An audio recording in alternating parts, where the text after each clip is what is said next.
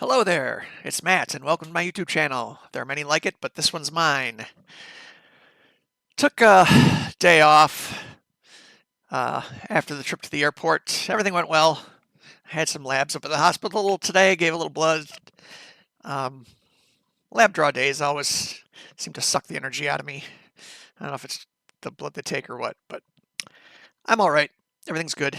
I got today's t-shirt is another Triumph motorcycle shirt, back from my cycling days. Um, So yeah, let's get right into this.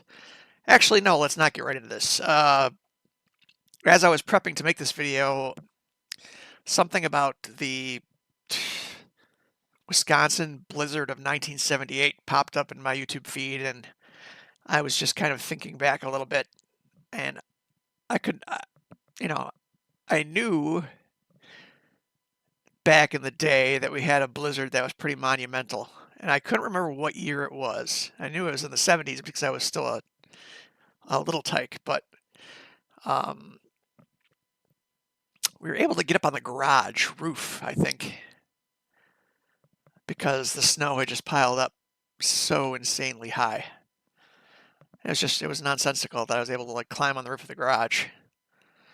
So more or less likely was the blizzard of 1978 here in southeastern Wisconsin, but snow was, yeah, it was nonsensical. I could climb up on the roof of the garage and good times. Not really. Anyway, today we're talking about my most expensive DDO build of all time, and probably one of my best DDO builds of all time. I may have I may have talked about this build before, but um, she's back up to level 32 again, so I'm going to take a little bit deeper dive here. The good news is the expensiveness in this build is nothing that actually has to be done to make the build viable. The expenses that I put into this build are more or less due to my own choices and uh, comedy of errors on my own part.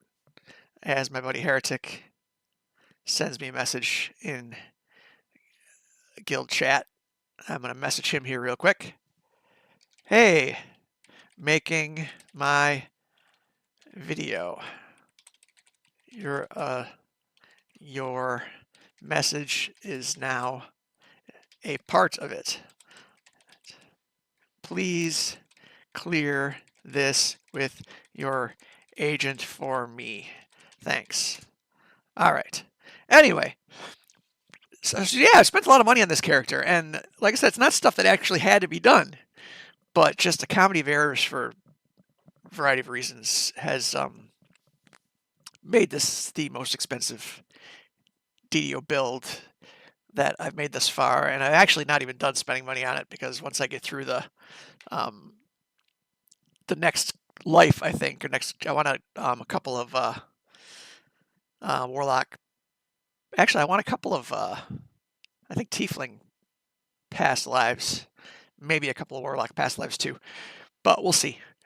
Anyway, what we're looking at today is Cataclysm, the Thaumaturge, who is a level 32 Warlock, pure build. So you're saying to yourself, man, why is this so expensive? Well, first, I took the character who was originally called Misandrist from 1 to 32 as a pure Warlock, and I really enjoyed it, and I was really effective with it. It was really fun, the damage she was putting out, the survivability she had. So I bought a +8 Supreme Tome and slapped that on her, which, depending on what time of season you buy the tome, it can be rather pricey. And then we were gaming one night, and some of the guys that we raid with were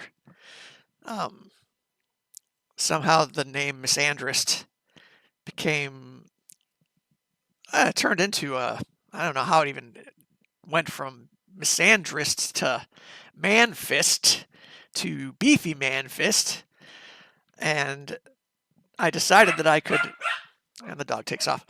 I decided that I could not have a character that every time my friends looked at it would be calling her Man-Fist.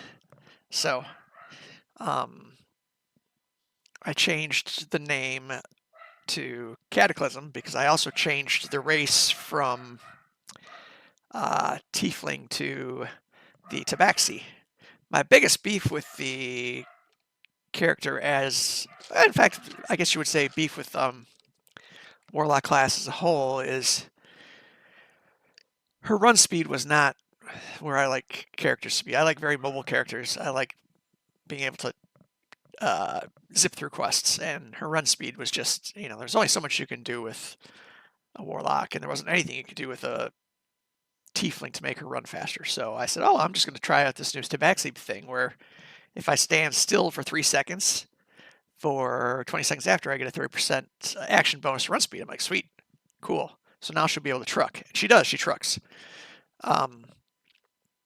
So there was that the name change, costs money, 700 DDO points, I think it is. Then I had acquired this weapon here. I will bring it up so you guys can see it. Let's drag this over here. During a raid that we don't run very often, in fact, I can't even remember which raid it was. I think it's the one, Return of the Chronoscope. And since she is basically a fire light build, I pulled this staff of Irian, and I looked at it and I thought, this is actually not a bad piece for this particular build because it gives you some fire and light crit, some fire and light power, some fire and light effects. It gives you a bit of stacking spell focus. So basically when your Eldritch Auras are active, that counts as it counts as you casting a spell, so you're actually getting evocation DCs basically just by walking around with your bursts going. So, and that actually works pretty nicely. You see her counter go up +1, +2, +3 stacking. So as long as I'm just using my bursts and I'm using evocation spells, she gets +3 to her DCs, which is really pretty cool. She also gets a 10 charges of spell absorption per rest because she's running what they call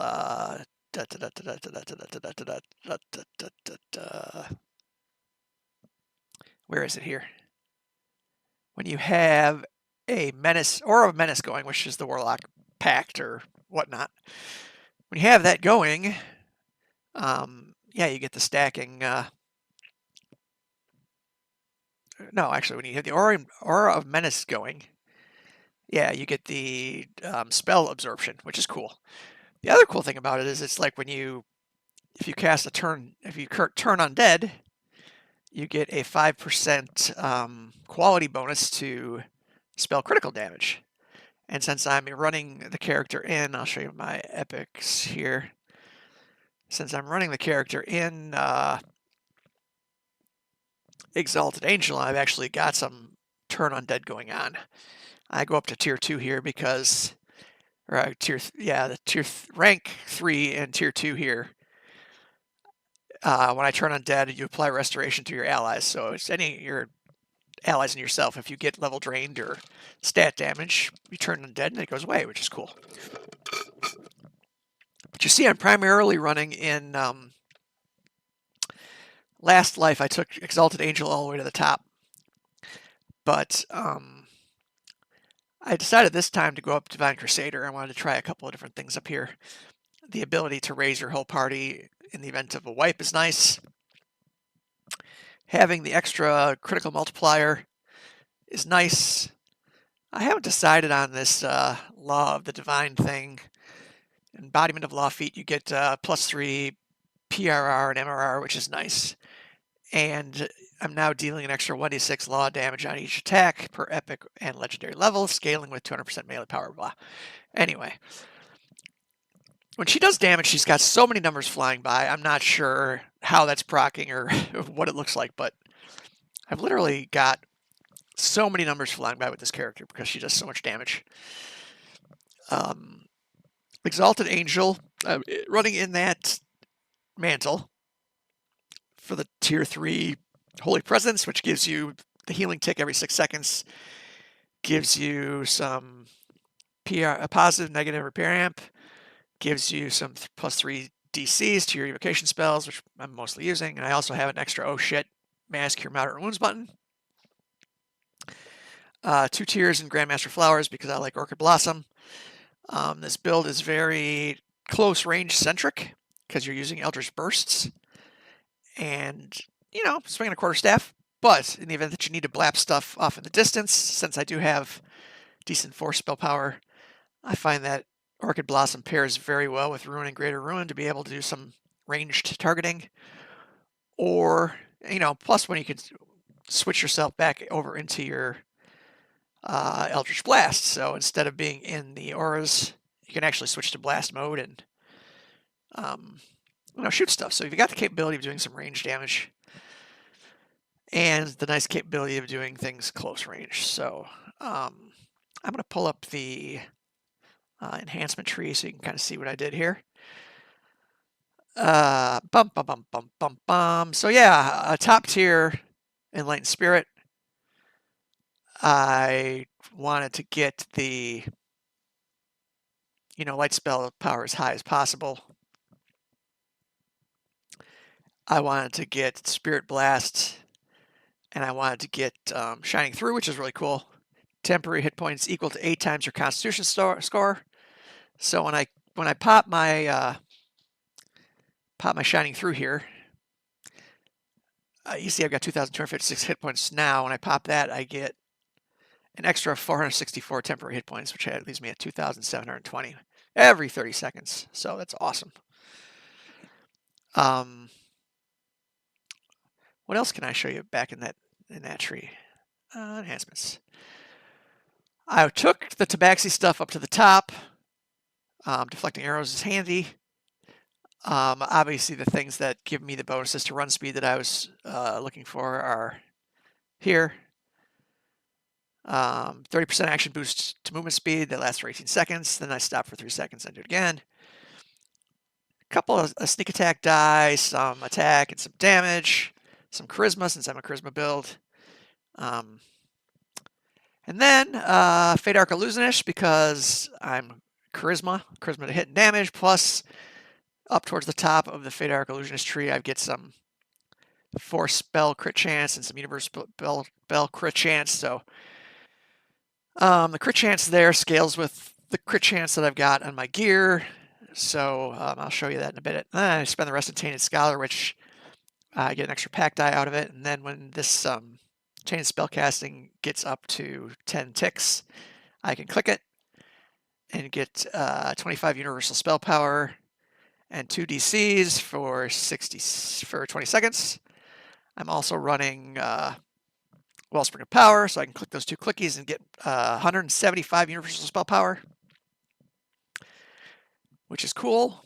And then if you drink a potion of spell power from your Commendations of Valor, you have like some nice temporary boosts to your spell power. So I'll show you. I obviously don't have enough charges on that one to use it, but yeah. So gear-wise, nothing really all that complicated. Like I said, I didn't. Now that I moved that weapon over, I'm kind of like, it's all right. But I'm actually going to be getting the quarterstaff from the Dryad and Demigod raid today because I think that one's going to be a little bit better because you get 1,000 temporary hit points with it. Every so often that stacks with your Shining Through, so you can have up to like 1,500 stacking temporary hit points and some sacred spell DCs and 20% critical damage to fire and light spell power. So I think I'm going to try that staff out too. Oh yeah, so gear, the The set that I'm running is the Legendary Flame Cleanse Fury set from Sharn, because it gives me Fire, Force, Light, and Positive spell power, which are the ones that I'm using. Fire, Force, Light, and Positive. It's also a medium armor, which Warlock gets out of its enhancement tree. So I'm running a 3-piece of that set. I'm running a 4-piece winter set for the legendary bonus to hit maximum hit points, 10%. And I'm getting some PRR, MRR, PRR out of it, and some healing amp out of it. I'm running a Eminence of Summer headpiece, the Crown of Summer, because it gives me some enhancement bonuses to healing amp and melee power. A couple extra Smite Evils because I'm using Smite. I've got Smite Evil out of my One Epic Destiny. I've got Hallowed, which gives me plus 13 to my Turn Undead, which I get out of my Destiny. My artifact right now is the Princess Gauntlet, which gives me, of my 1 piece of my winter to get to 4, plus 2 pieces of summer, which gives me artifact bonus to my MMR, which is cool. Well, let's see what else oddballs I've got going here. Nothing else. I think everything else is okay. Yeah, Legendary Celestial Sapphire Ring, which is thrown in here because it's got Profane Well-Rounded, which is plus 2 profane bonus to all my stats.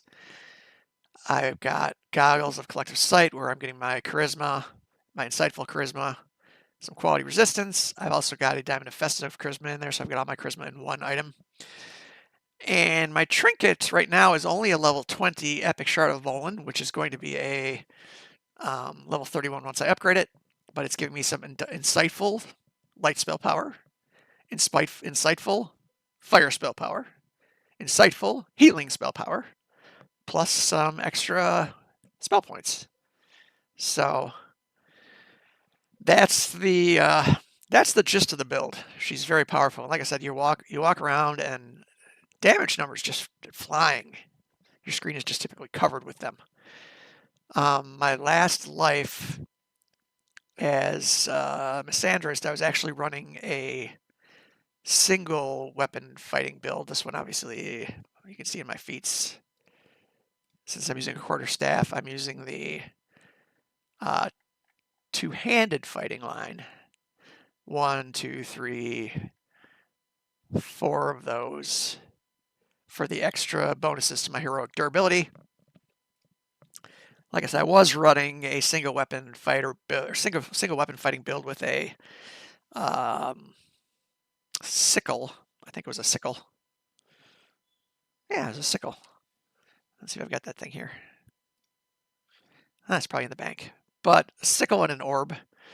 The sickle was from the Madness of Crowds quest. It had fire and insightful fire on it, and some fire crit. And then I was running a orb, the light orb, which gave me the same thing there. It gave me light damage and insightful light damage. And I had a trinket that was giving me my insightful force spell power.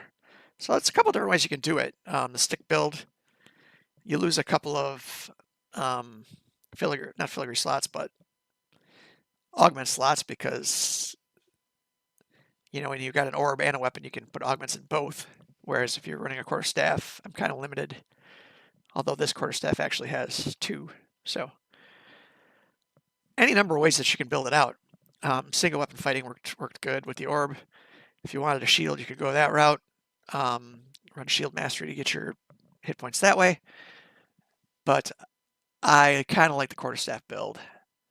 And as I mentioned way back at the beginning, I'm not even done spending money on this build, because what I'm planning on doing is going into the iconic kitty cat, the iconic Tabaxi, which is actually a monk. But his bonuses to quarterstaff fighting in that iconic tree are way better than the bonuses in the standalone Tabaxi, in my opinion, especially if I'm going to be using a quarterstaff. There's just some really nice stuff in there. There's a cleave attack, plus 5 weapon damage.